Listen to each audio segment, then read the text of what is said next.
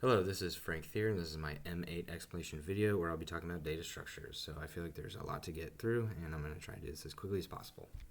So we are going to compare arrays, array lists, and linked lists. This is the syntax to create all three, where we already know that the array, for array list, we're using generics. We pass an integer type, so that way we ensure we only can add and get those out of the array list.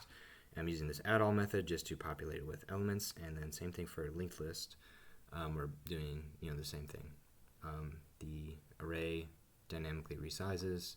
Linked list does as well, but because it uses nodes where it just adds another node and it always has a connection to the next node and the previous node, which makes it doubly linked. So it grows dynamically as well. This is how we set certain indexes to certain values. The array obviously is the same, and we use set for array list and linked list. And then, of course, we can add, instead of just rewriting over a certain element, we can just add in the 8th index an element, and we're going to do that with array list and linked list, and then we're going to print them out. And we can see here that our array is all just boring. It has 49 in index 7. Array list and linked list both have 49 in index 7. But we added another element in index 8, which gave us 11 elements instead of the 10 that we started with from 0 through 9. And so the array, you want to use that when you know the size beforehand, and maybe you don't want the size to change because it can't. The array list, you want dynamic sizing, maybe with random access of elements. And so you just want to randomly access like 3 or 8 or whatever. It's better to do that with an array list. And then with a linked list, you have the dynamic sizing, but adding elements is quick and easy because you can you have your linked list and then you just add the next element onto the last node. And so you just go to the last node and boom, add one more, and it grows as much or as little as you need it to. So that is the difference and some ways that you would want to use each one. So we'll move on to stack and queue. Stack is, of course, last in, first out. Queue is first in, first out. The stack uses arrays internally, and the queue actually uses a linked list object and just adds the queue interface on top, the functionality. If we go to linked list, quickly we just look for queue, we can see that this is where the operations for queue exist in linked list.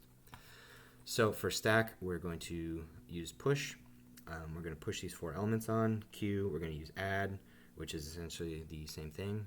And then we are going to pop and peek our stack and queue. So first we're going to pop the first thing off the stack, which of course would be the last thing added. For peek, we're going to peek the first thing off the stack, which would be the first thing that was added. And we can see here that the last thing added to stack was 14, and that's the first one we get off. The first thing added to queue was 11. From line 66, and we get that first out. And then, of course, because pop actually removes items from the stack, the next time we pop one, we will get 13, which is the second to last element that we added. But peek does not remove anything, so we just get the same value again because we're just peeking. We're not removing. So we could remove if we wanted to, but that is the difference between stack and queue. First in, first out for queue, last in, first out for stack. I did a fun data structure problem where figuring out if like a long string is a palindrome, and so stack would be great for that because you just keep pushing each character onto the stack, and then as you pop them off, because you added them last, as you pop them off, you compare to the last one, and as long as they're equal, you have a palindrome, right? Whereas for queue, first in, first out, this is kind of obscure, but it was an interesting example I found. It's called a ring buffer. It's essentially just a very long string of data, not in a string, but like an array of data. But it's circular theoretically because we are looping it around. So as soon as the last element ends of the queue, it loops back around to the first, which is why it's called a circular or ring buffer. And because of the first in, first out characteristics, that works because we can just keep removing those elements and adding them and create the circle. So for hash table and array, we have the same old boring array here, But when we get to hash table now, we have this interesting characteristic where we have these key value pairs. So our key being integer and our value being string, which is how we define it here in this syntax right here when we create the object. And then assigning an array is same old. But for hash table, it's kind of cool because we can use a map object to create a map. This kind of becomes like an object-oriented thing where in some separate method somewhere, your program is like dynamically creating these maps. And then, all at once, by using put all, we can just push all of this data into our hash table using one line of code. So that's kind of cool. And then we'll print out our array in our hash table. And then another cool thing is seeing if our hash table contains a certain key, which is a quick function because it uses this hash function, which is kind of crazy. But the point is that, so say we have this huge long array of data and we're trying to find Bob, say it's not the first one. We have to loop through the entire array, which would be, take a long time. Whereas for the hash table, we just search for the key because we know each value has a certain unique key. And we do this math calculation, we find the key, and then boom, we see that key 3 does exist in here, and so we print true. So that is a cool functionality of hash table. When we get into bigger data structures, actual like things that companies use. Relational databases are huge because they just use key value pairs. And so, accessing this large database of data, we can just search for one key, and that's really fast. Whereas, looping over an entire array of like tens of thousands of elements would take a long time. So that is the difference between array and hash table. Finally, we have our custom tree. And so this will make sense in a second because we're constructing our name node custom tree with Bob, meaning that's going to be the parent node.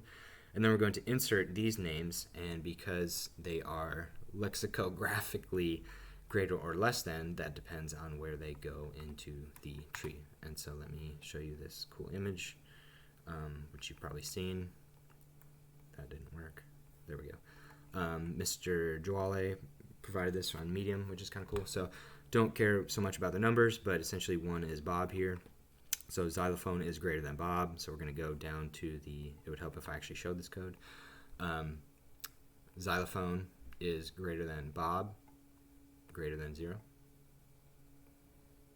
which is from the compare to method here. And so we're going to go down to the right. If right is null, which it is, we're going to create that node. So this will now be xylophone 3. And then we are going to go to onomatopoeia, and onomatopoeia is greater than Bob, so we'll go down to the right, but is less than xylophone, so we check if our left node is null, which it is, and then we create the left node there for onomatopoeia. And then, of course, Mississippi comes before onomatopoeia, and so we're down here, and we're going to check if our left is null, because it comes before, and it is, so we add that down here. Doesn't quite look like the picture, but it helps us visualize how the binary tree comes to look. And then outputting the nodes is very similar, where we are just going to start at the very top, and if left is not null, we recursively call toString on the left node. But because it is, in this case, we would take the name of the parent node, which we of course have here from Bob, and then we start going down to the right. So if right is not null, we go to right and recursively call the method, which would start over. And then if left is not null, which is not, it would go down to that, call toString on this, and then one more time going down to Mississippi, which remember was down here. And of course that's both its left and right childs are null, and so it just adds its name to the string and then returns, and then we sort of roll back up the hierarchy here, which is how we get this string to print out. And so it's a little bit harder to see, but if you were to draw it out and kind of use these tree structures, it definitely helps. And so that is arrays, array lists, and linked lists, stacks and queues, hash tables and arrays, and the custom binary tree. If you have any questions, please leave a comment, and thank you for watching.